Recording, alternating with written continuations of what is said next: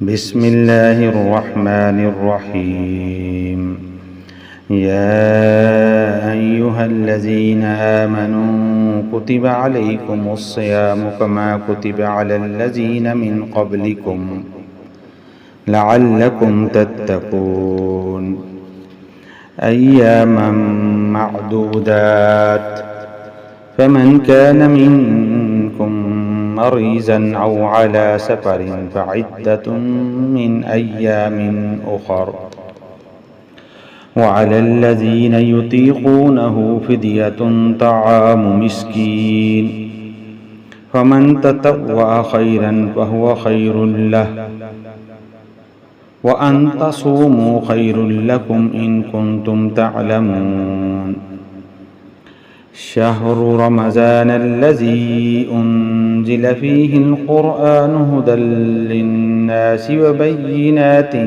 من الهدى والفرقان فمن شهد منكم الشهر فليصمه ومن كان مريضا أو على سفر فعدة من أيام أخر يريد الله بكم اليسر ولا يريد بكم العسر ولتكملوا العدة ولتكبروا الله على ما هداكم ولعلكم تشكرون وإذا سألك عبادي عني فإني قريب أجيب دعوة الداعي إذا دعاني فليستجيبوا لي وليؤمنوا بي لعلهم يرشدون۔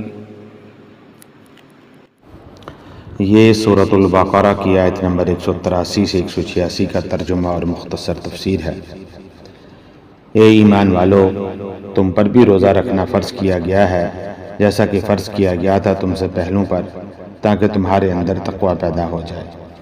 گنتی کے چند دن ہیں، اس پر بھی جو کوئی تم میں سے بیمار ہو یا سفر پر ہو تو وہ تعداد پوری کر لے دوسرے دنوں میں، اور جو اس کی طاقت رکھتے ہوں اور وہ روزہ نہ رکھیں ان پر فدیہ ہے ایک مسکین کا کھانا کھلانا، اور جو اپنی مرضی سے کوئی خیر کرنا چاہے تو اس کے لیے خیر ہے، اور روزے رکھو یہ تمہارے لیے بہتر ہے اگر تم جانو۔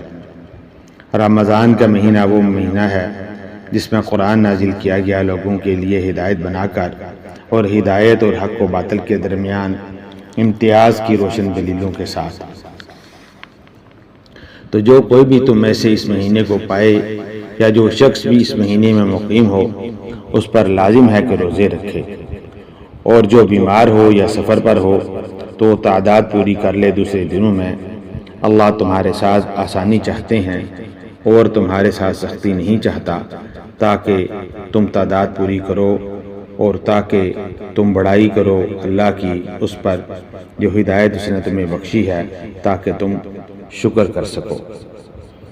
اور اے نبی صلی اللہ علیہ وسلم، جب میرے بندے آپ سے میرے بارے میں سوال کریں تو ان کو بتا دیجئے کہ میں قریب ہوں، میں تو ہر پکارنے والے کی پکار کا جواب دیتا ہوں جب بھی اور جہاں بھی وہ مجھے پکارے۔ پس انہیں چاہیے کہ وہ میرا حکم مانیں اور مجھ پر ایمان رکھیں تاکہ وہ صحیح راہ پر رہیں۔ یا ایہا الذین آمنوا کتب علیکم الصیام، زیر مطالعہ رقوع میں صوم یعنی روزے کی عبادت کا تذکرہ ہے۔ عربوں کے ہاں صوم یا صیام کے لفظ کا اطلاق اور مفہوم کیا تھا اور اس سے وہ کیا مراد لیتے تھے، اسے ذرا سمجھ لیجیے۔ عرب خود تو روزہ نہیں رکھتے تھے، البتہ اپنے گھوڑوں کو رکھواتے تھے۔ اس کی وجہ یہ تھی کہ اکثر عربوں کا پیشہ غارت گری اور لوٹ مار تھا۔ پھر مختلف قبائل کے مابین وقفہ سے جنگیں ہوتی رہتی تھیں۔ ان کاموں کے لیے ان کو گھوڑوں کی ضرورت ہوتی تھی، اور گھوڑا اسی مقصد کے لیے نہایت ہی موزوں جانور تھا کہ اس کی پیٹھ پر تیزی سے سوار ہوا جائے، لوٹ مار کی جائے، شب خون کیا جائے اور تیزی سے واپس آ جائے۔ اونٹ تیز رفتار جانور نہیں ہے، پھر بھی وہ گھوڑے کے مقابلے میں تیزی سے اپنا رخ بھی نہیں بدل سکتا، مگر گھوڑا جہاں تیز رفتار جانور ہے وہاں تنگ مزاج اور نازک مزاج بھی ہے۔ چنانچہ وہ تربیت کے لیے ان گھوڑوں سے یہ مشقت کراتے تھے کہ ان کو بھوکا پیاسا رکھتے تھے اور ان کے منہ پر ایک تو بڑا چڑھا دیتے تھے۔ اس عمل کو وہ صوم کہتے تھے، اور جس گھوڑے پر یہ عمل کیا جائے اسے وہ صائم کہتے تھے، یعنی یہ روزے سے ہے۔ اس طرح وہ گھوڑے کو بھوک پیاس جھیلنے کی عادی بناتے تھے، کہیں ایسا نہ ہو کہ مہم کے دوران گھوڑا بھوک پیاس برداشت نہ کر سکے اور جی ہار دے۔ اس طرح تو سوار کی جان شدید خطرے میں پڑ جائے گی اور اسے زندگی کے لالے پڑ جائیں گے۔ مزید یہ کہ عرب اس طرح پر گھوڑوں کو بھوکا پیاسا رکھ کر موسم گرما کی لو کی حالت میں انہیں لے جا کر میدان میں جا کھڑا کرتے تھے، اور وہ اپنی حفاظت کے لیے اپنے سروں پر ڈھانتے باندھ کر اور جسم پر کپڑے وغیرہ لپیٹ کر ان گھوڑوں کی پیٹھ پر سوار رہتے تھے۔ ان گھوڑوں کا منہ سیدھا لو اور باد سرسر کے تھپڑوں کی طرف رکھتے تھے، تاکہ ان کے اندر بھوک پیاس کے ساتھ ساتھ لو کے ان تھپڑوں کو برداشت کرنے کی عادت بھی پڑ جائے، تاکہ کسی ڈاکے کی مہم یا قبائلی جنگ کے موقع پر گھوڑا سوار کے قابو میں رہے، اور بھوک پیاس یا باد سرسر کے تھپڑوں کو برداشت کر کے سوار کی مرضی کے مطابق مطلوبہ رخ برقرار رکھے اور اس سے منہ نہ پھیرے۔ تو عرب اپنے گھوڑوں کو بھوکا پیاسا رکھ کر جو مشقت کراتے تھے اس پر وہ صوم کا لفظ یعنی روزے کا اطلاق کرتے تھے۔ لیکن رسول اللہ صلی اللہ علیہ وسلم جب مدینہ تشریف لائے تو یہاں یہود کے ہاں روزہ رکھنے کا رواج تھا۔ وہ عاشورہ کا روزہ بھی رکھتے تھے، اس لیے کہ اس روز بنی اسرائیل کو فرعون سے نجات ملی تھی۔ رسول اللہ صلی اللہ علیہ وسلم نے مسلمانوں کو ابتدا میں ہر مہینے ایام بیض یعنی 3 روزے رکھنے کا حکم دیا تھا۔ اس رکوع کی ابتدائی 2 آیات میں غالباً اسی کی توثیق ہے۔ اگر ابتدائی میں پورے مہینے کے روزے فرض کر دیے جاتے تو یقیناً چاک گزرتے۔ ظاہری بات ہے کہ مہینہ سخت گرم بھی ہو سکتا تھا۔ اب اگر 30 کے 30 روزے ایک ہی مہینے میں فرض کر دیے جاتے اور جون جولائی کے ہوتے تو جان ہی نکل جاتی۔ چنانچہ بہترین تدبیر کی گئی کہ ہر مہینے میں 3 دن کے روزے رکھنے کا حکم دیا گیا، اور یہ روزے مختلف موسموں میں آتے رہے۔ پھر کچھ عرصہ کے بعد رمضان کے روزے فرض کیے گئے۔ ہر مہینے میں 3 دن کے روزوں کا جو ابتدائی حکم تھا اس میں علی الاطلاق کی اجازت تھی کہ جو شخص یہ روزے نہ رکھے وہ اس کا فدیہ دے، اگرچہ وہ بیمار یا مسافر نہ ہو اور روزہ رکھنے کی طاقت بھی نہ رکھتا ہو۔ جب رمضان کے روزوں کی فرضیت کا حکم آ گیا تو اب یہ رخصت ختم کر دی گئی۔ البتہ رسول اللہ صلی اللہ علیہ وسلم نے فدیے کی اس رخصت کو ایسے شخص کے لیے باقی رکھا جو بہت بوڑھا ہے یا کسی ایسی بیماری میں مبتلا ہے کہ روزہ رکھنے سے اس کے لیے جان کی ہلاکت کا اندیشہ ہے۔ یہ ہے ان آیات کی تعویل جس پر میں بہت عرصہ پہلے پہنچ گیا تھا، لیکن چونکہ اکثر مفسرین نے یہ بات نہیں لکھی اس لیے میں اسے بیان کرنے سے جھجکتا رہا۔ بعد میں مجھے معلوم ہوا کہ مولانا انور شاہ کاشمیری رحمۃ اللہ علیہ کی رائے یہی ہے، تو مجھے اپنی رائے پر اعتماد ہو گیا۔ پھر مجھے اس کا ذکر تفسیر کبیر میں امام رازی کے ہاں بھی مل گیا کہ متقدمین کے ہاں یہ رائے موجود ہے کہ روزے سے متعلق پہلی 2 آیات 183 اور 184 رمضان کے روزے سے متعلق نہیں ہیں، بلکہ وہ ایام بیض کے روزوں سے متعلق ہیں۔ ایام بیض کے روزے رسول اللہ صلی اللہ علیہ وسلم نے رمضان کے روزوں کی فرضیت کے بعد بھی نفلاً رکھے ہیں۔ روزے کے احکام پر مشتمل یہ رکوع 6 آیتوں پر مشتمل ہے، اور یہ اس اعتبار سے کجی مقام ہے کہ اس ایک جگہ روزے کا تذکرہ جامعیت کے ساتھ آ گیا ہے۔ قرآن مجید میں دیگر احکام وہ دفعیں ہیں۔ نماز کا حکم بہت سے مقامات پر آیا ہے، کہیں وضو کے احکام آ رہے ہیں، کہیں تیمم کے، کہیں نماز قصر کے، کہیں نماز خوف کے، لیکن صوم کی عبادت یہ کل 6 آیات ہیں جن میں اس کی حکمت، اس کی غرض و غایت اور اس کے احکام سب کے سب بالترتیب آ رہے ہیں۔ یہاں روزے کی غرض و غایت تقویٰ بیان کی گئی ہے، اور جنگ کے لیے گھوڑے کو تیار کرواتے تھے۔ تمہیں تقویٰ کے لیے اپنے آپ کو تیار رکھنا ہوگا۔ روزے کی مشق تم سے اس لیے کرائی جا رہی ہے تاکہ تم بھوک کو قابو میں رکھ سکو، شہوت کو قابو میں رکھ سکو، پیاس برداشت کر سکو، اور تمہیں اللہ کی راہ میں جنگ کے لیے نکلنا ہوگا۔ اس میں بھوک بھی آئے گی، پیاس بھی آئے گی، اپنے آپ کو جدال و قتال کے لیے تیار رکھو۔ سورۃ البقرہ کے اگلے رکوع سے قتال کی بحث شروع ہو جائے گی، چنانچہ روزے کی یہ بحث گویا قتال کے لیے بطور تمہید آ رہی ہے۔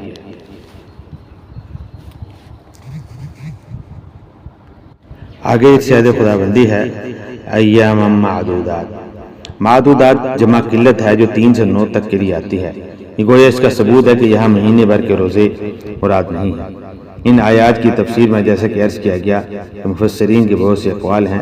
میں نے اپنے مطالعے کے بعد جو رائے قائم کی ہے میں صرف وہی بیان کر رہا ہوں کہ اس وقت امام رازی کے بقول یہ فرضیت علت تعیین نہیں تھی بلکہ علت تخییر تھی، یعنی روزہ فرض تو کیا گیا لیکن اس کا بدل بھی دیا جا رہا تھا کہ اگر تم روزہ رکھنے کی استعداد کے باوجود نہیں رکھتے تو ایک مسکین کو کھانا کھلا دو۔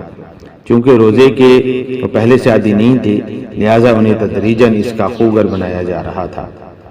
اگر کوئی روزہ بھی رکھے اور مسکین کو کھانا بھی کھلائے تو یہ اس کے لیے بہتر ہے۔ یہاں بھی ایک طرح کی رعایت کا انداز ہے۔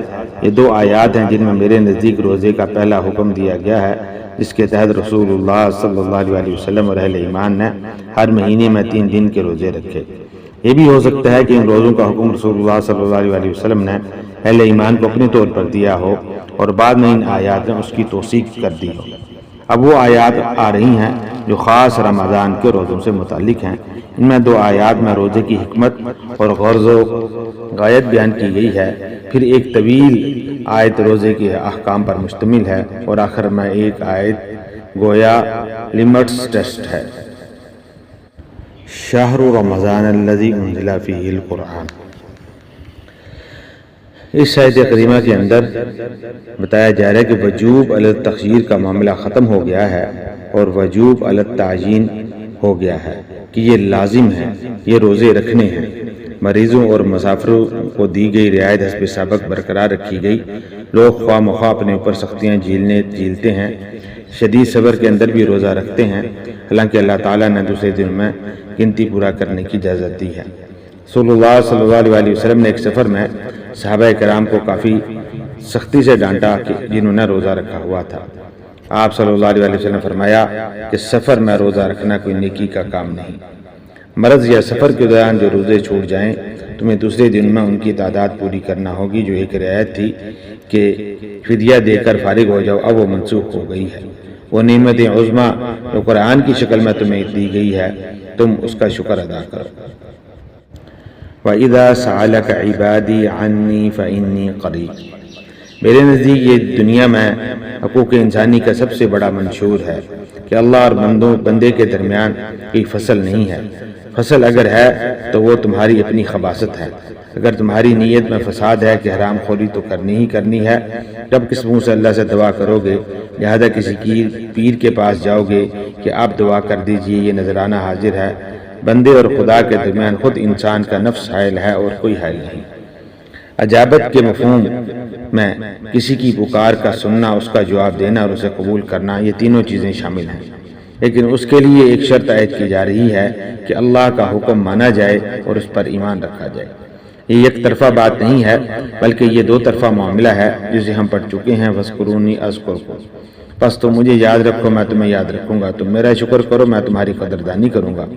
تم میری طرف چل کر آؤ گے تو میں دوڑ کر آؤں گا، تم بالشت پر میری طرف آؤ گے تو میں ہاتھ بھر تمہاری طرف آؤں گا، لیکن اگر تم رخ موڑ لو گے تو ہم بھی رخ موڑ لیں گے۔ یہ تو کوئی غرض نہیں ہے، غرض تو تمہاری ہے۔ تم رجوع کرو گے تو ہم رجوع کریں گے، تم توبہ کرو گے تو ہم نظر کرم اور اپنی توجہ تم پر کریں گے۔ سورۃ المحمد میں یہ الفاظ آئے ہیں، ان تنصروا اللہ ینصرکم۔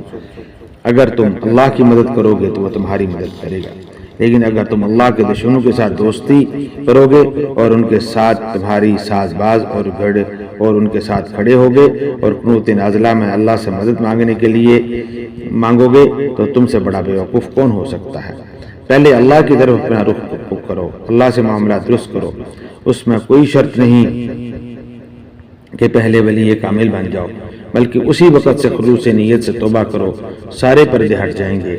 آیت کے آخر میں فرمایا جا رہا ہے تاکہ وہ صحیح راہ پر رہیں، یعنی اللہ تعالیٰ پر ایمان رکھنے اور اس کے احکام پہ چلنے کا یہ نتیجہ نکلے گا کہ وہ رشد و ہدایت کی راہ پر گامزن ہو جائیں گے۔